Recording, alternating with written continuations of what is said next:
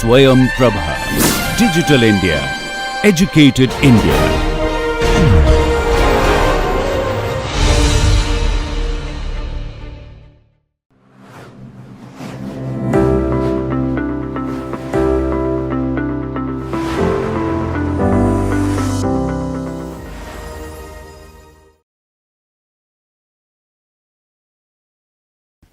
Okay, now how can we move from this kind of laboratory setups to real-world environments? Okay, so this is that, as I mentioned repeatedly, my main interest is in using synthetic biology, not so much for medical applications and agricultural applications, but for environmental applications. And one typical environmental scenario that we all know that is not desirable is this with plastics and so on. And you know what happens here as a different situation in respect to what you have in a bioreactor is that if you want bacteria to act under these circumstances, there's evidently one thing that immediately brings your attention. So what do you think would be the big difference between you know, having bacteria acting here or here versus having bacteria working in a bioreactor? What immediately you would say is different? Well, that's one thing, but more things that to me are immediately okay. That's also an interesting point. More possibilities. Okay, well, to me, the big difference is that bacteria that are in a bioreactor have plenty of water around. You know, they are saturated with water, whereas the bacteria that are working under these circumstances work under water subsaturation. It doesn't mean that they are dry, but they are subsaturated. So that means that they don't have as much water as they have when they are working in a bioreactor. Okay? So obviously things get a bit more complicated when you want to apply this type of bacteria to deal with you know, a soil that is also dry or semi-dry, that is also contaminated.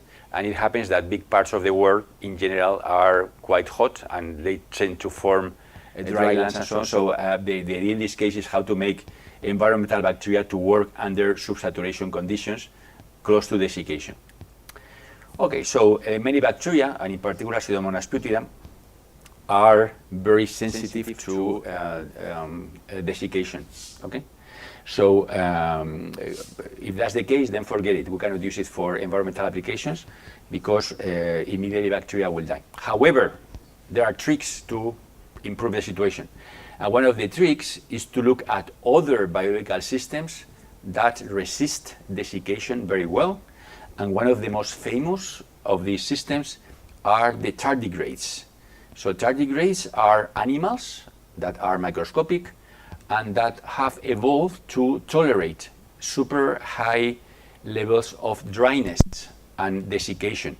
So it is, I mean, these animals are famous because they can go into the desiccation stage and then stay under these conditions for years and years and years and years, and then go back to life in case that they are exposed to water. So apparently, one of the reasons why these animals are so resistant to desiccation is because they produce some proteins that are intrinsically disordered. So that means that they don't have a special structure, they have a kind of different structure that is disordered, and they are important to survive desiccation. So what we did at some point was to make a small catalog of these proteins here, and then it comes from different types of tardigrades. They can be found in the literature. So we identified the genes. The genes were sent out for synthesis. You have now many companies that can do that for you. And then each of the genes was cloned in a plasmid vector of the type called SIBA. You will hear more about that later. But this is a plasmid vector for cloning or whatever, where we have the intrinsically disordered protein, each of this type, under the control of an inducible promoter by benzoate. Okay, so this is a typical construct, synthetic bioconstruct. We have the biosensor model, the inducible model, Schendel-Garno, and then the gene of interest. In this case, the gene encoding a disordered protein that, in the context of these tardigrades, produce some resistance to desiccation. Okay, so and then we made some experiments, and this is what we got. So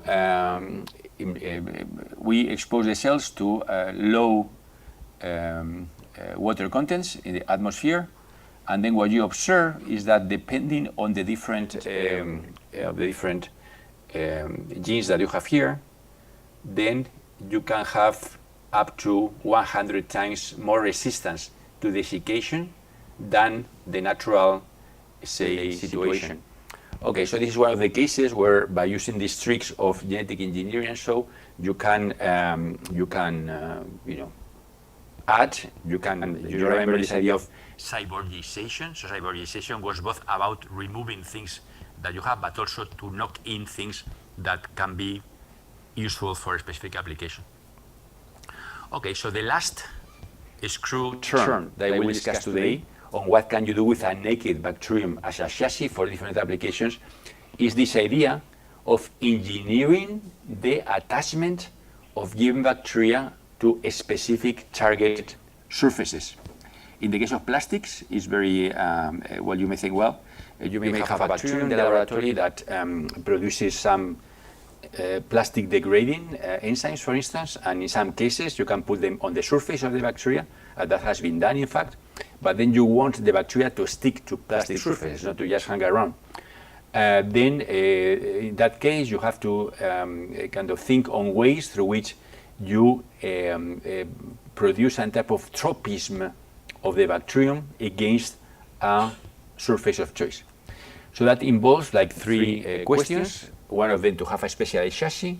In our case, that's not a problem because we have this Pseudomonas putida naked strain. You need to have a surface display system for displaying the protein of interest on the surface, and something that can be encoded genetically. And also you need the adhesins proper. Okay, and the adhesins proper, as you can imagine, are antibodies. And you have the target, and the target can be another bacterium, as I showed you before, or it can be a molecular motif that is displayed on the surface. Okay, let me just mention on passing different displaying systems that we have domesticated for our own use, that go as follows. You know that many bacteria, in particular pathogenic bacteria, they have ways to release things into the environment to damage the, say, the victim, to damage the host tissue, and there are right now up to, I think, like something like 10 different systems for secretion of proteins in the external medium.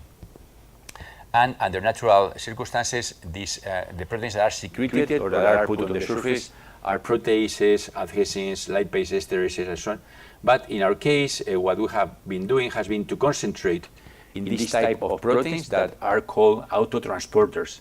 So autotransporters are outer-membrane proteins that naturally are composed of two domains. One domain is inserted in the outer membrane, and then it has like a kind of ring through which a protein is exposed on the surface and also attached to the surface because of this anchor that is a beta barrel with the nomenclature of structural biologists. So there are various types of various variants of this general scheme, and we have used various of them. One of them is based on the IgA protease that comes from Neisseria gonorrhea, that is a bad pathogen, and then other two come from E. coli, but not our domesticated E. coli, but from an E. coli that is pathogenic, and the intimins are also coming from another E. coli that are pathogenic. So the E. coli strains that we use in the laboratory are completely domesticated. They are not dangerous at all. But E. coli in itself is a bacterium that has many, many pathogenic strains in the group. And the worst thing that may happen to you is that you go to a hospital and you get a pathogenic E. coli. I mean, this is something that can be very bad, or you can have an intestinal infection, well, you name it. But it's just to mention that we have recruited this display system from pathogens, and we have, say, recycled its activity not to display something bad, but to display something good. And that good thing is these antibodies that I told you before. Okay, so someone in my laboratory called Sofia made this project, and the question is whether we can stick naked cells to a surface complex with an adhesion partner. Okay, so we have this naked cell, we have a surface where we have a kind of bait, and then can we bring about a specific adhesion of these naked cells to the surface? Well, this is something that we try, and at least theoretically, it will be possible if we make bacteria, Pseudomonas putida, to display on the surface an antibody that interacts with the antigen that is coating a given surface. Okay, so just to get a proof of concept. Okay, I have to make a little parenthesis. So proof of concept is developing an experimental system that is not the reality, but it captures the essence of the real situation that you want to address. Okay, so in this case, I mean, the real situation that we want to address is to see whether we can attach Pseudomonas putida to plastic. But you know, this is too much into practice, too much into application. We have to go a few steps back and then make a super simple model to see whether, number one, we can attach bacteria to a surface, period. Not to a plastic surface, but to a surface that is characterized by some molecular motif. So just to develop this proof of concept, then we took an antibody that responded to a protein that is called fibrinogen, and then we had a surface that was coated with fibrinogen. Okay, so the prediction is that if everything works, we have bacteria here that will not recognize anything excepting a surface that is coated with the fibrinogen. And this is the experiment. So, well, there's some technical details here. So the way you measure, well, there are various ways to monitor whether bacteria are sticking to surfaces. Some of them are sophisticated, others are very simple. The simple is the microscopy, right? So this is a surface that is not coated with, well, just the contrary. This is coated with fibrinogen, but the bacterium is not displaying the corresponding antibody. Then you see when this bacteria goes through this surface, the surface is ignored. So the bacteria passes by and ignores the surfaces. In this case, however, we have this bacterium that displays on the surface a nanobody, antibody that will recognize this antigen here, and then you see that the cells form a nice monolayer. I insist that this is a monolayer, it's not a biofilm, you know, because in this case bacteria do not interact with each other, they just interact with the surface, and therefore the moment the one bacterium it grows, it will go back to stick as a monolayer to the surface. It will not go out or anything. Okay, so that's something that is nice. So this is visual, but then you can monitor, you can count the number of bacteria and the biomass that gets attached to the surface by using a microbalance. Okay? So it's a technology that is technically a bit complicated, but basically the difference between this line here and this line here is the microbalance, the weight of the bacteria that sticks to the surface as compared to the control with no attachment there. So obviously with this parameter you can make many calculations. How is the weight of one bacterium, how many bacteria you have, the time of residence. I mean, you can make many parameters here, but the essence of what I'm telling you is that by making this trick, you can have bacteria really interacting with a surface in a very specific fashion. Okay, so just before we go into our second part or the last part of today's classes, let me just recap a little bit the situation of the different groups. So we have the team number one, the Vomita, that is not here today. We have Abdul, that is here. Ashna, I'm sorry that I still have to need time to remember your names. Tejas is not here today. Okay, so this group is presenting today? You are presenting, yeah. Okay, very good. Did you load your presentation? Oh, yes. Okay, excellent. Then number two have Sanchin. Oh, you are Sanchin. Puja, not here today. She was here, she actually left, she has a class. Yeah. Okay. Pranati, yeah. and Ashinabi. Okay, very good. So who will be presenting? Excellent, very good. Then we have Adita, Ja is there. Yeah, sorry. Adit, very good. Abhijan, excellent. And Rajesh. Okay, so it says that in every group there's a defection. That's interesting. And then we have Meg. Okay, very good. Mutu and Sunko. Okay, one of you told me that you were the one that told me that you may not make. You have to leave. So what do you want? You prefer to talk tomorrow or you prefer to talk now? I don't know, but I will finish in 15 minutes. So. Okay, so why don't we do one thing? So we leave your talk for tomorrow, okay? Very good. Okay, so this is the, okay, very good. So we have like representatives of all groups. That's something very well. By the way, did the arrangement work well? Did you have your discussions and everything? Or there were some cheaters? You know what cheaters are? So cheaters, you know, there's this, in microbial ecology, there's this theory about cheaters, you know? So cheaters are those members of a community that benefit from having some common good, but they don't contribute to the common good, okay? So it's like, you know, you have a party, a potluck party, everyone has to bring something, but there are some guys that go there, eat everything, but they don't bring anything, right? So that's the, so well, that's sometimes unavoidable in a cooperative. There are even mathematical theories to explain these things, how much cheaters a community can sustain before it collapses. You know, there are interesting stories about that. Well, anyway, so well, I'm happy that at least today most of the participants, most of the teams have representatives. So, hi everyone, I'm going to be doing a small analysis on this paper.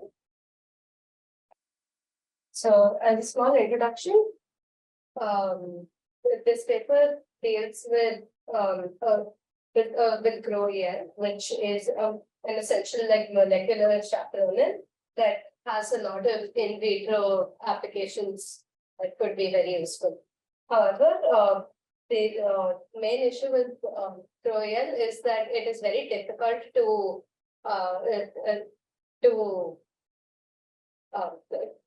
the main issue with GrowEL is that it doesn't undergo substantial evolution, and hence there's a need to create like an orthogonal start over. Sorry. Don't worry, you are between friends, among friends, so don't be nervous.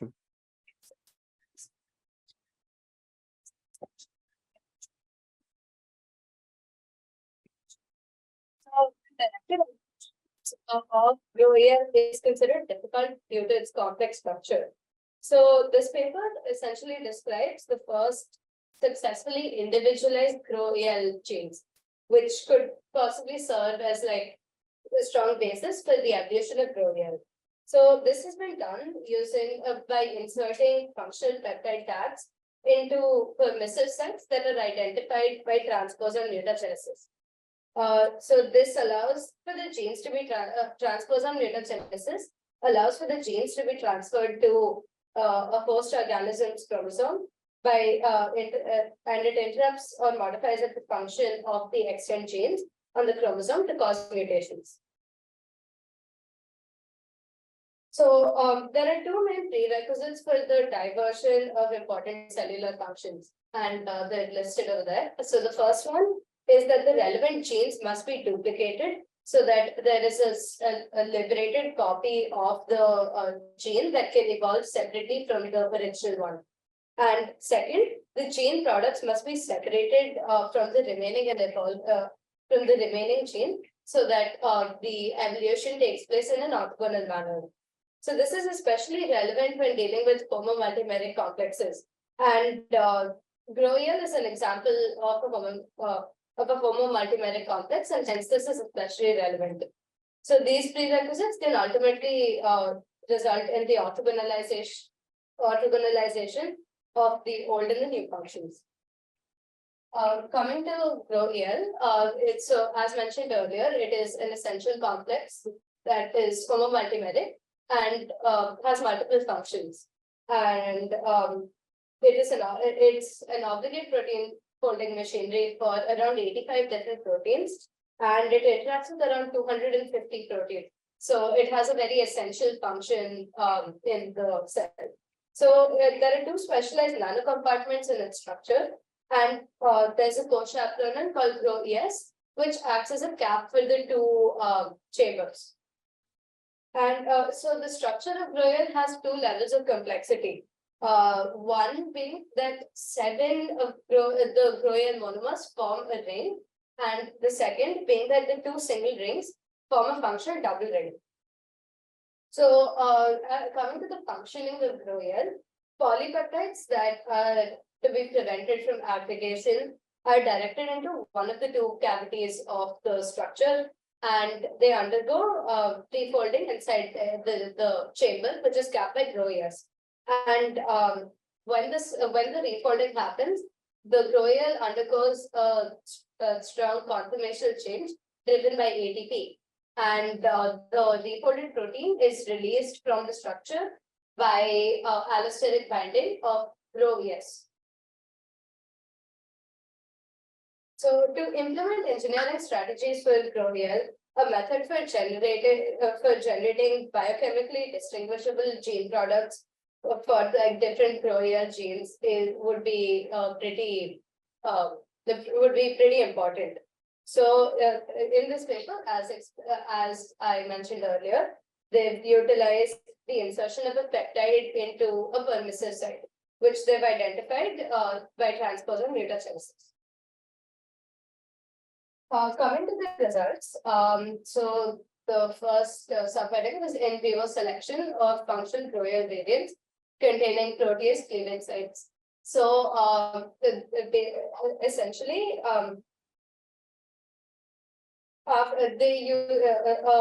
the mini TN5 transposon system was utilized to find permissive sites, and 2 of them were found after screening. One after residue I301 and one after residue D523. Also, 2 GRO-ES variants containing the PPV cleavage sites together with the remaining amino acid residues were like analyzed as a whole. So this is the visual representation of the GRO-ES structure, and we can see the I301 residues marked and the D523 ones marked on the inside of the chamber.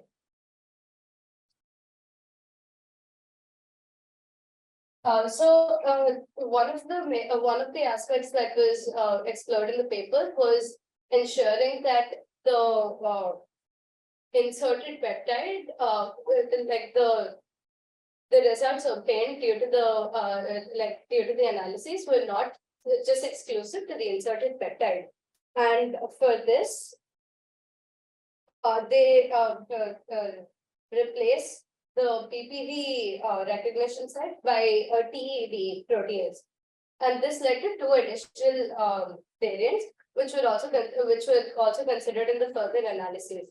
And this was one of the main aspects of the paper that I appreciated, because I felt like this made the results obtained in this paper more robust, more accurate and thorough.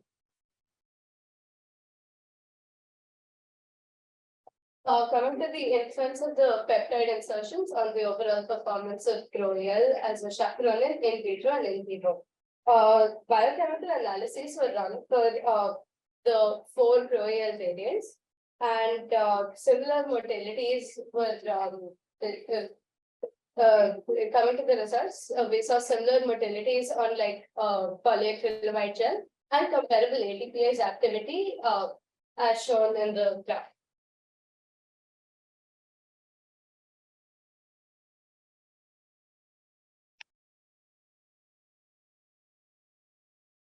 Also, the variants the variants displayed intact but slightly substrate-specific refolding of the molecular chaperone synthase.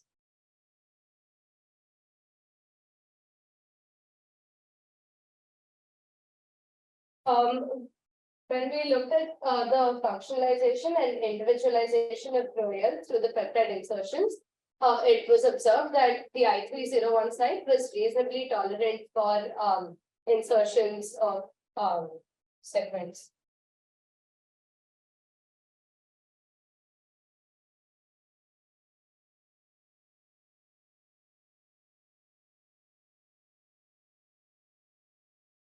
Individualization of Royal monomers allowed the straightforward removal of the first obstacle to Royal engineering, but it still leaves the potential problem of monomers from different genes assembling into the same complex and interfering with its function.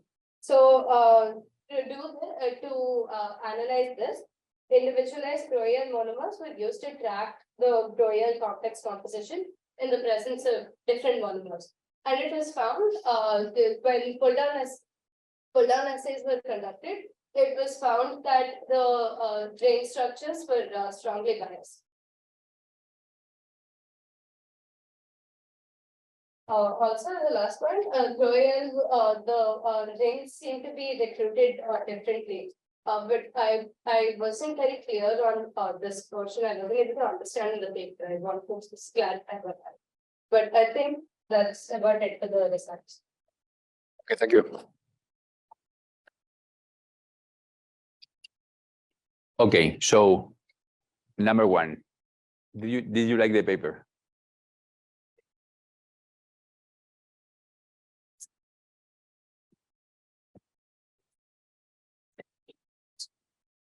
Right. Okay, so what is the main message that you get out of the paper? So what will you remember about this paper? Apart of some difficulties to understand the techniques. I mean, what do you think this paper delivers in terms of knowledge or in terms of ideas? What do you think this paper is good for?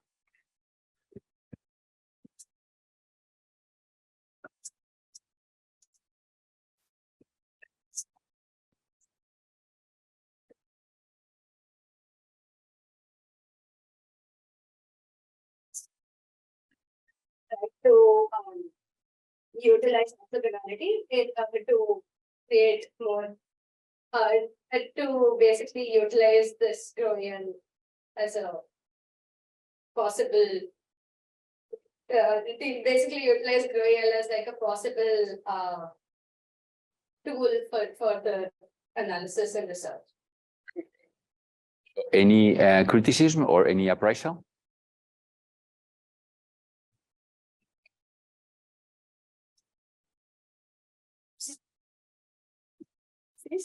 Two additional variants were considered after the PPV protease.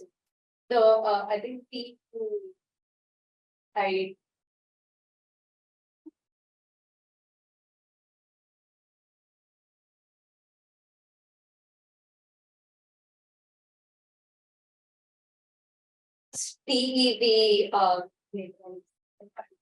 TEV protease. So I thought that this was a good aspect to consider since it makes sure that the results were not simply because of the protease that was used, and it kept like the results more independent of that, and hence it makes the results in the paper more accurate and thorough. Okay, very good. Any questions or comments? No? Okay, well, thank you. Thank you. Okay, next presenter. Hi, everybody. So today I will be explaining what I understood of a paper titled Engineering Stability in Gene Networks by Autoregulation. So most biological systems have a tendency to maintain constant internal chemical and physical conditions, and this is called homeostasis. And so in genetic and biochemical networks associated with homeostasis, perturbations in transcription, translation, and protein degradation rates must be withstood. And it is proposed that auto-regulatory negative feedback loops in genetic networks provide stability, and stability is another term associated with homeostasis. And as so in biological networks, in biochemical networks and genetic networks, when the concentrations of the various network components remains the same or similar in a steady state. We call it stability. And in this paper, I noticed that they compared stability, homogeneity, and variability amongst in auto-regulatory networks and unregulated networks. So, negative feedback loops. So it's constructed using a transcriptional repressor and a regulator. So the repressor goes and binds the regulator and prevents the transcription process. So it's the general principle of the negative feedback loop. And so for constructing an auto-regulatory system, they have used the tetracycline repressor, which is fused with EGFP, which is enhanced green fluorescent protein, and that is placed downstream of the lambda promoter, which has two of the tetracycline operators. And so we have two controls for this, one with the TET EGFP repressor mutated, and another one with the TET operators being replaced by the LACI operators. So in these cases, the binding between the repressor and the promoter will not be strong, and hence it's not auto-regulated. So we have P and C are examples of unregulated systems. And in this case, what is the difference between this case and the case A? No, B is clear, but what is the difference between A and C?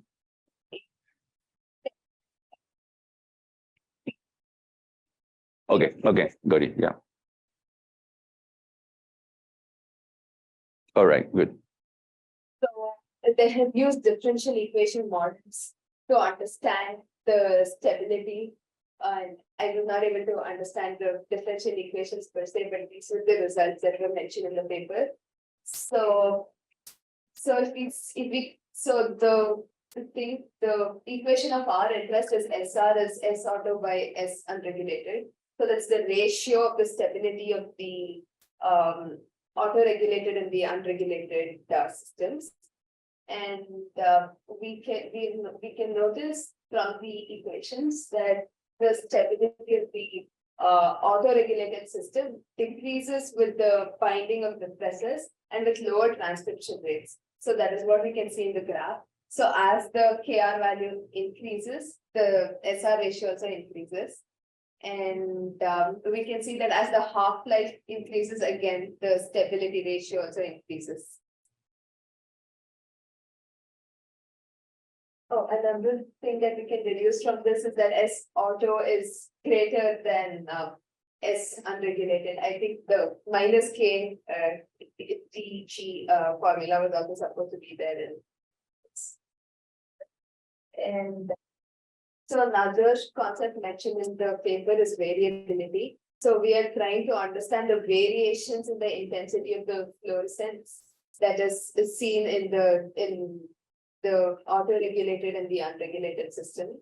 So the auto-regulatory system has low steady state levels, but high levels of homogeneity.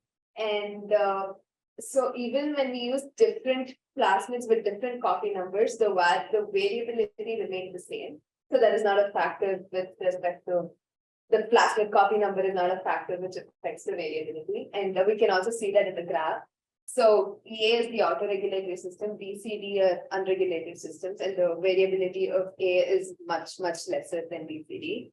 And so to study this better, they tried using inducers, particularly inducer ATC, which is anhydrotetracycline, was added. And this is an inducer of the TET operon.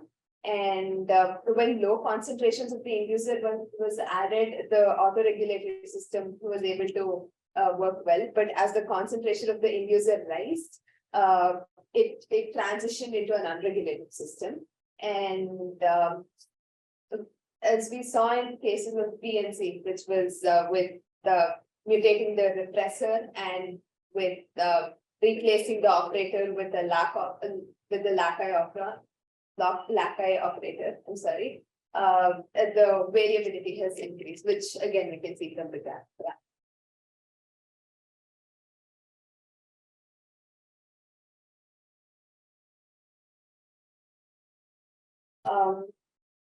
This in case of the unregulated system with the TET, the TET operator being replaced with the LACI operator, we tried using IPTG as an inducer to increase the expression of TET GFP, and the fluorescence intensity obtained is very broad as compared to the autoregulatory system, and pages like this.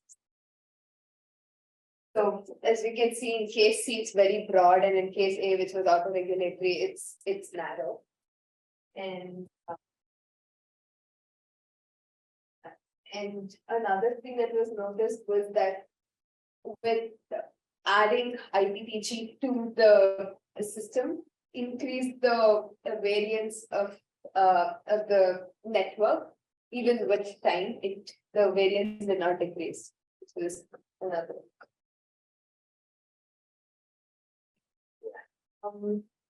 Homogeneity is so another thing that I'm trying to say about homogeneity is that it's not just a consequence of the low steady state levels of TET EGFP. So to show this, the fluorescence levels of the autoregulatory and the unregulated systems was measured, and the values were equal.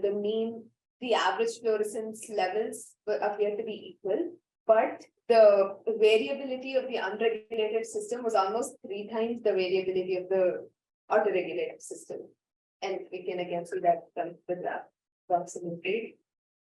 And yes.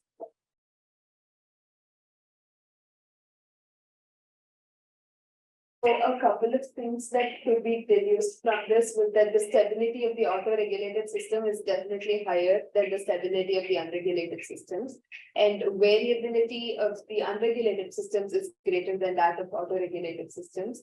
And a couple of points mentioned in the paper that I found interesting is that deficiency or excess of the transcription factors can lead to growth and development disorders in the cells. And negative feedback helps in ensuring homogeneous distribution of transcription repressors.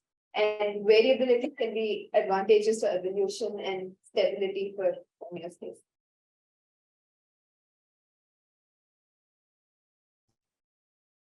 Okay, thank you. Are you done? Okay. Okay, just a little formal thing. So every time you give a seminar, I suggest you to finish with a grand finale, don't just stop. I say, well, and in conclusion, this is a wonderful paper, and I'm very happy that you have listened to me. I mean, something that if you just interrupt without any grand finale, then people don't know what to do, right? But okay, well, thank you. It was a wonderful presentation. So, what to me is the virtue and the beauty of this paper is that at the end of the day, everything is around 3 constructs and very simple constructs that each of you can do in 2 weeks, right? The constructs. And then what they have made is this entire conceptual, say, elaboration, that by having this feedback loop, then you kind of make the distribution of in the response much sharper. If you don't have it, then things get spread out.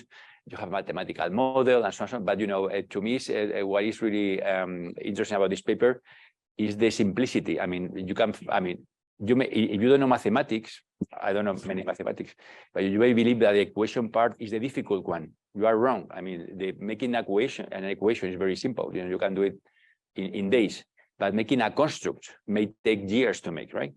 So typically, many of these synthetic biology papers involve, 1 week of mathematical modeling and 3 years of making the right constructs, right? However, when you read the paper, it looks like if everything is the mathematical model, and then, like the experiments are like piece of cake, right? So this is something that is quite remarkable. And this paper is considered also one of the foundational papers of synthetic biology. Okay, so that's very good, despite the simplicity as compared to the repressilator, as compared to the bistable switch. Okay, but still, I think this is a very, very good contribution to show that you can engineer a feedback loop. By doing that, you really change the characteristics of a given system, right? So that's very good. So any criticism or any comments that you?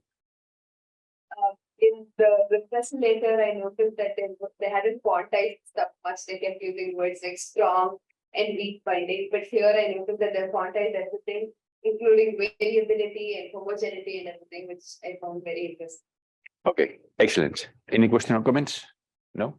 Okay, thank you so much again. Okay, and last presentation of the day. Almost evening, so good evening, everyone.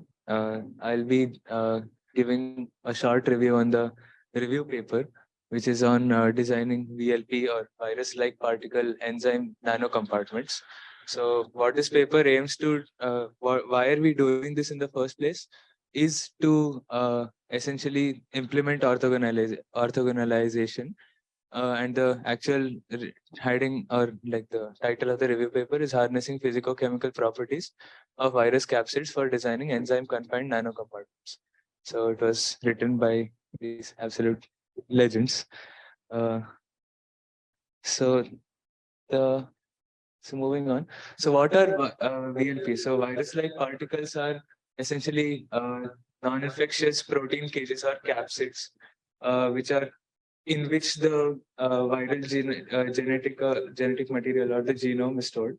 So in case of actual phages or viruses, these things are infectious and have virulent factors on them, on the surfaces. But in case of virus-like particles, we can engineer them to remove the virulence factors, and they provide a really good environment for the encapsulation of enzymes and provide like a kind of nano reactor. So you can facilitate a lot of chemical reactions which require a certain enzyme concentrations, certain pH levels, and also we can control the fluxes of substrates, intermediates, and products across compartments. And also sometimes what happens is when we are trying to use enzymes, the enzymes might be prone to degradation from either thermal degradation or protease degradations. So sequestering the enzymes in such a manner into the virus-like particles helps to prevent such disturbances in the reactions. Virus-like particles are typically comprised of single coat proteins, or CPs as they're referred to. These are in contrast to the bacterial microcompartments, which are generally composed of homologous coat proteins, which are they're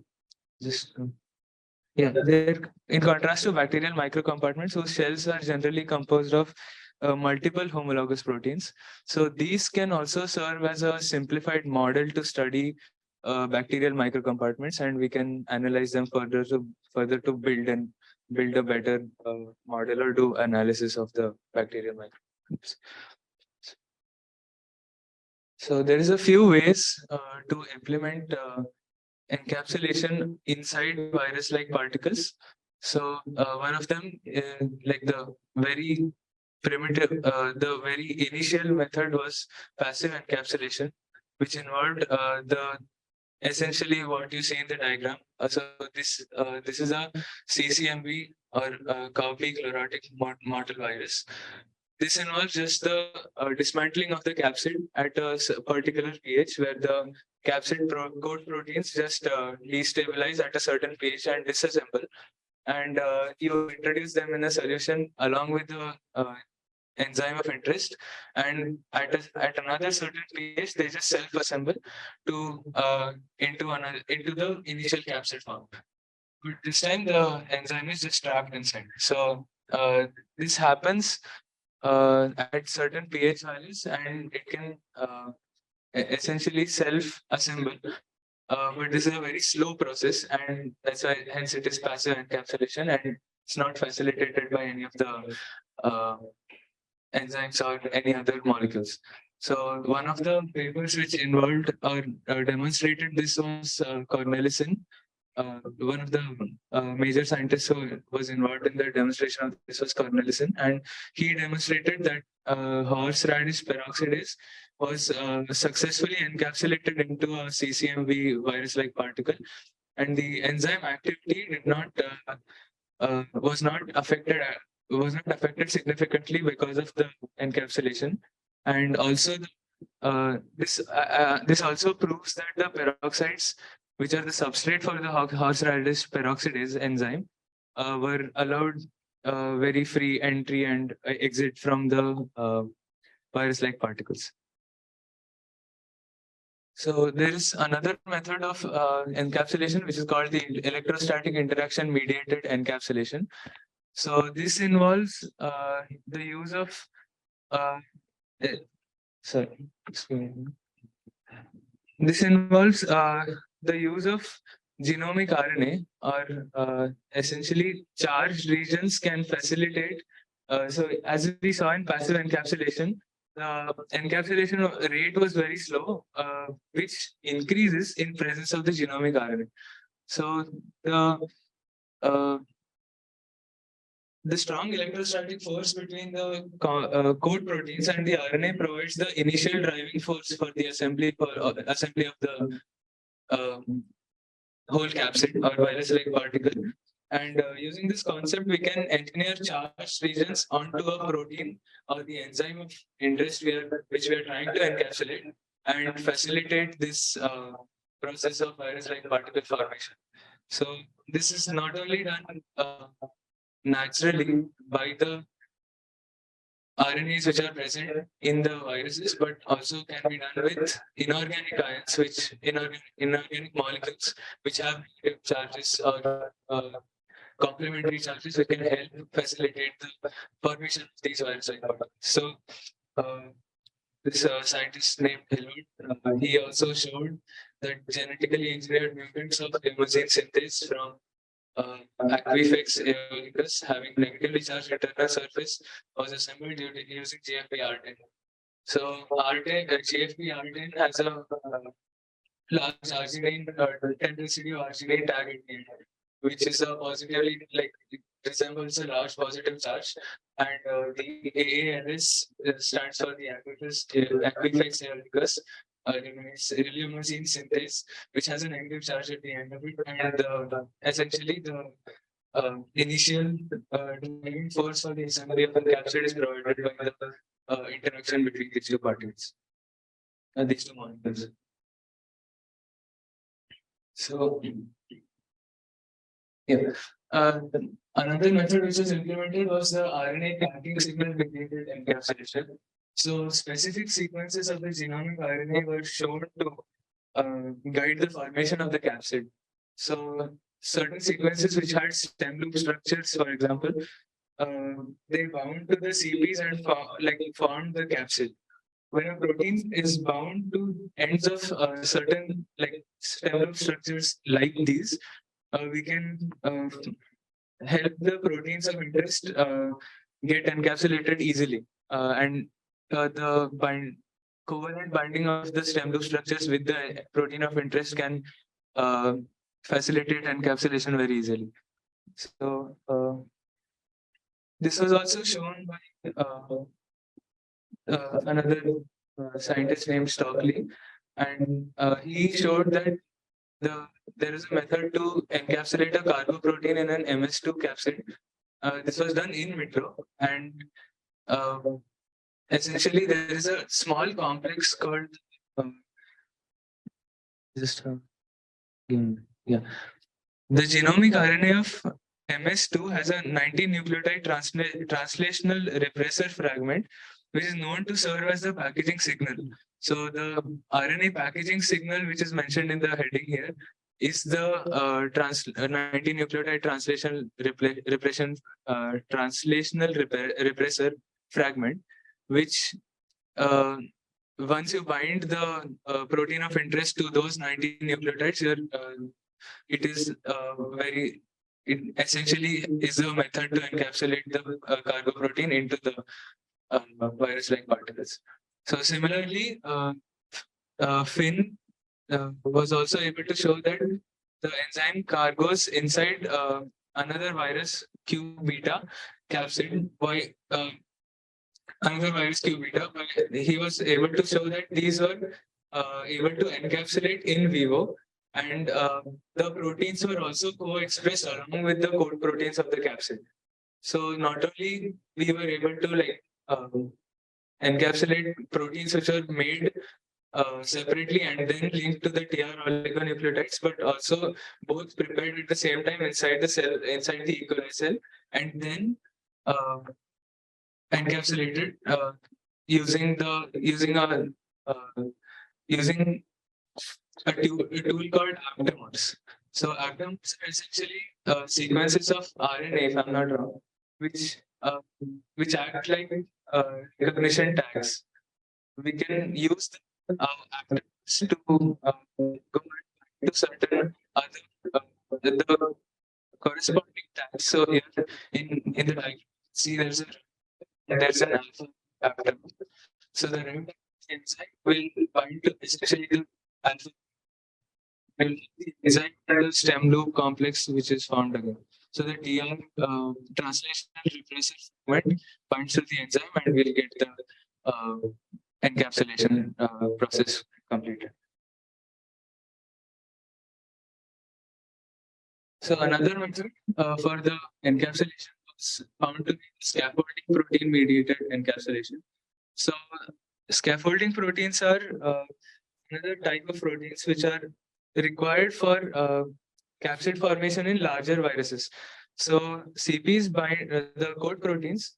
They bind to these scaffolding proteins, and they scaffolding proteins essentially do the job their name has. So they provide a large scaffold for the capsid to build onto, and it acts as a template essentially. Douglas's lab and the people working there, they were able to harness this, and they were able to use scaffolding protein mediated encapsulation in P22 viruses, which are P22 phages. And P22 virus is a considerably big virus, so the capsid is quite large, and they found that the part of the scaffolding protein which is responsible for the formation of the capsid is essentially boils down to one helix turn helix motif, and they truncated the whole protein without loss of function of the scaffolding protein, which is a great achievement in my view. So this it's a they were able to translationally fuse, if I'm not wrong, translationally fuse the truncated scaffolding protein and the cargo protein to make the complete assembly in vivo. So that's what the diagram shows over there. And they were also able to show in another paper that the encapsulation, this kind of encapsulation can also be used to increase the number of encapsulated particles per capsid. So it gives like a higher concentration of enzymes of interest which can be put into the capsid. So here in this paper, they demonstrated with alcohol dehydrogenase enzyme, and they showed that there were about 250 alcohol dehydrogenase molecules per P22 capsid, which gives like a really large concentration. It's about 7.6 millimolar, or around 300 mg per ml. So that's almost comparable to the reported value of macromolecular concentration inside cells, which also helps us to, which also gives us a tool to analyze how enzymes like this can work in vivo environments. So, for example, if we want, this can be used as a tool for analyzing certain enzymes and their functioning, or the kinetics, enzyme kinetics, or the protein stability, where the concentrations can be maintained at the concentration levels of those inside the cell. So that is another great thing I found about this type of encapsulation.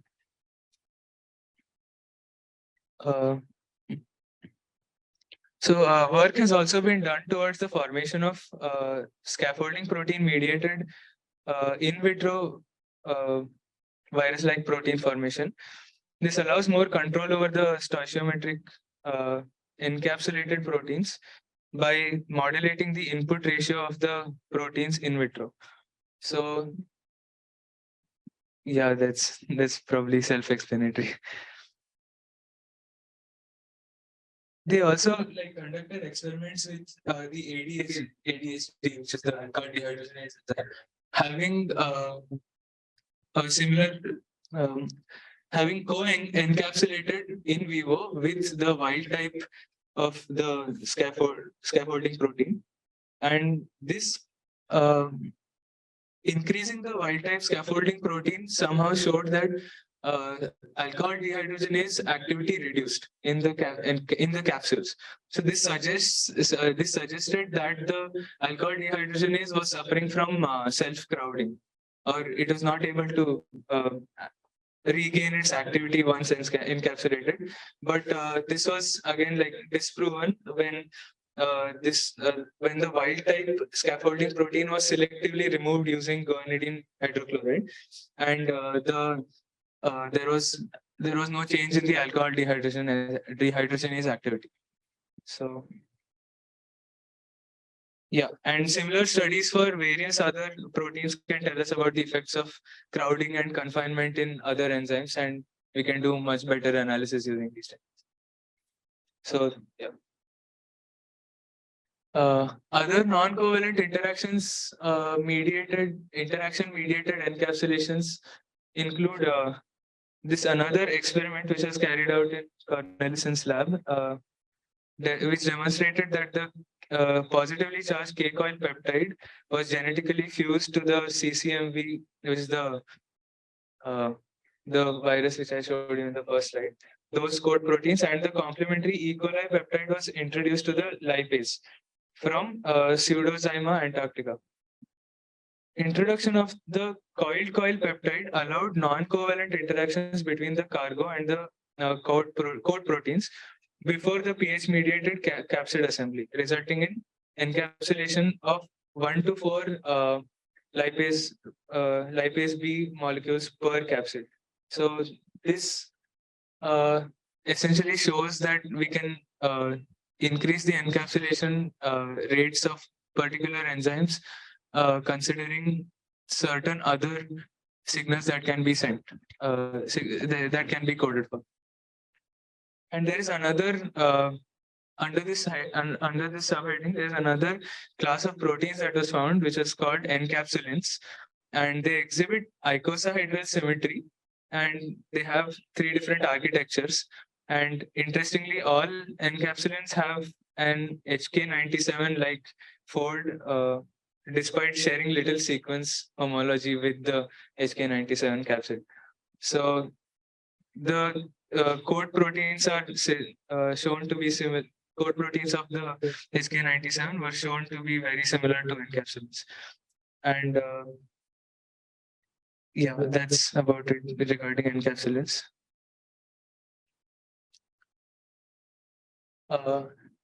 Yeah, this is another technique which was found to be useful in the formation of a capsid, which is the post-translational ligation methods such as saltase, spike-tag, spike-catcher, and split in time can be used to form the particles.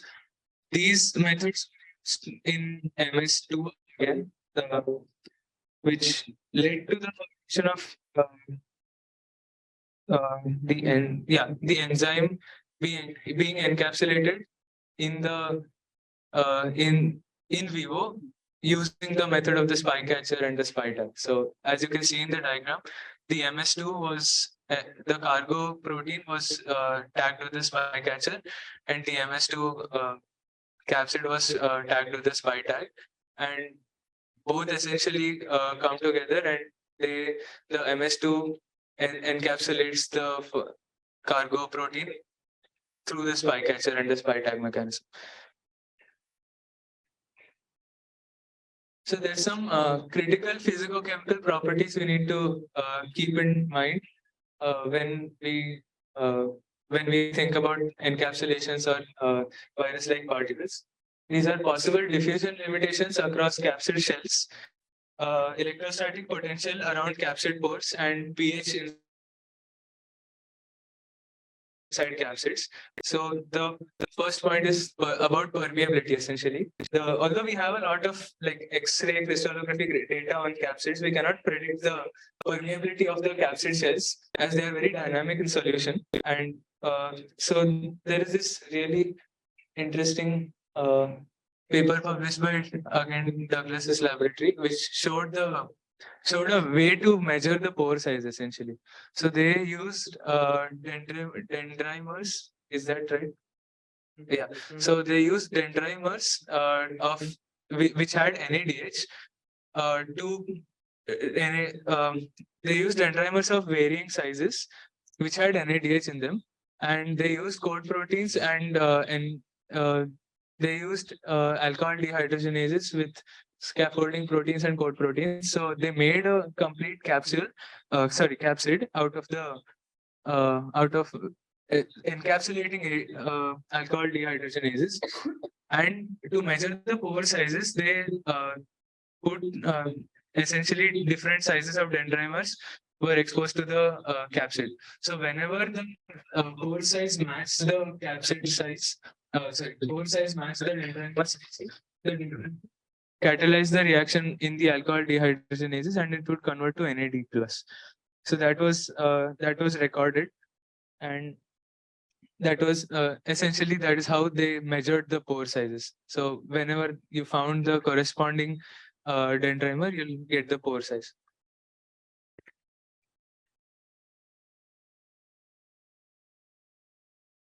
Yeah. Another one of the important physicochemical properties was the pH inside capsid.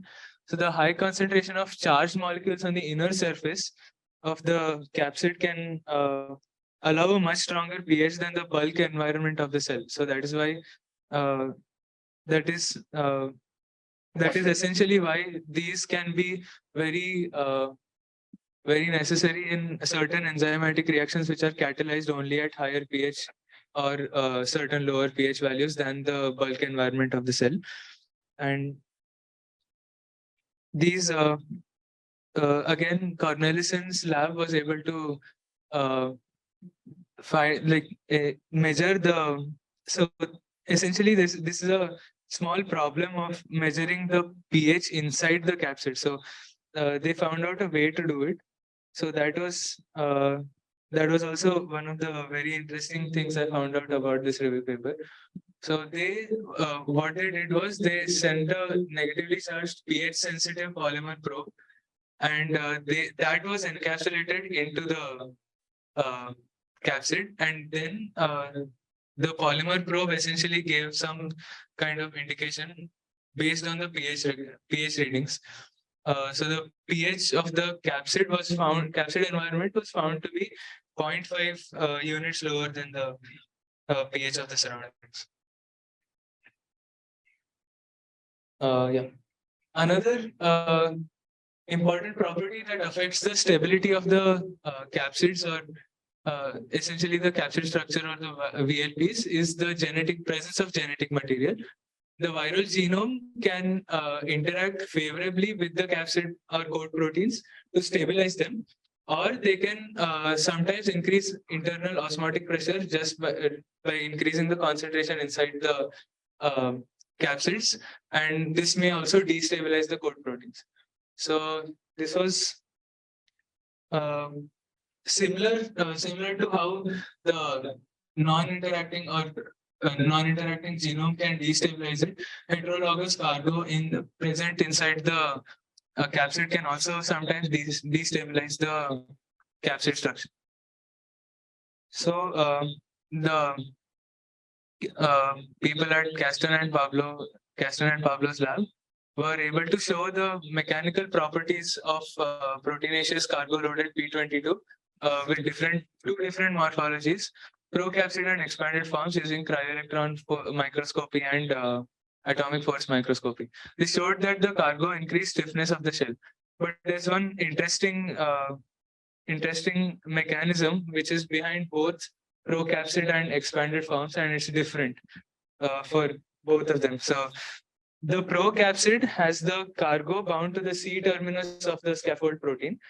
Hence, the cargo scaffold protein fusion protein is responsible for the stability in the case of the procapsid.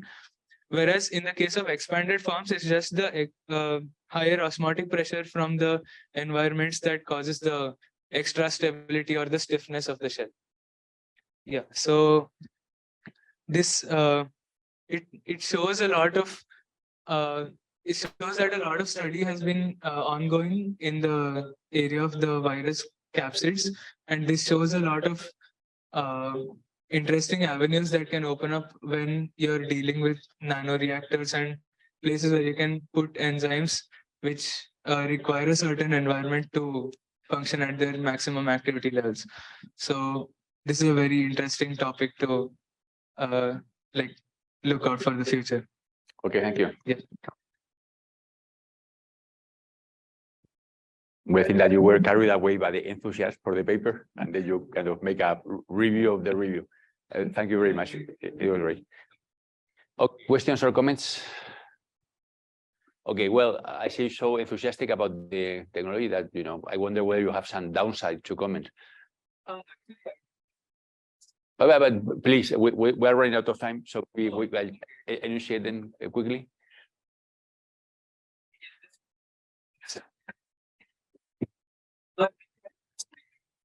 Okay, well, we have to make it to me, but you know, maybe as tomorrow we still have to have your other colleague. Maybe we can spend a few minutes picking up on this topic, if you don't mind. Okay? Yeah, because I think we're running out of time, and I see people getting nervous to go. Okay. So I think, okay, but it was a very nice review, and so on. So I would like also your presentations to be a kind of training for making these short talks and so on. And maybe tomorrow or some of the following days, I will give you some hints on how to make an attractive kind of focused presentation when you are one out of the various people to speak, okay? But thank you very much. You made a good job. Thank you very much. Okay, we go.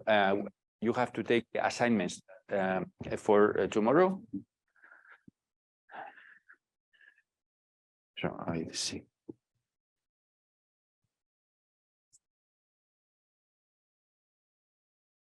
Can you help?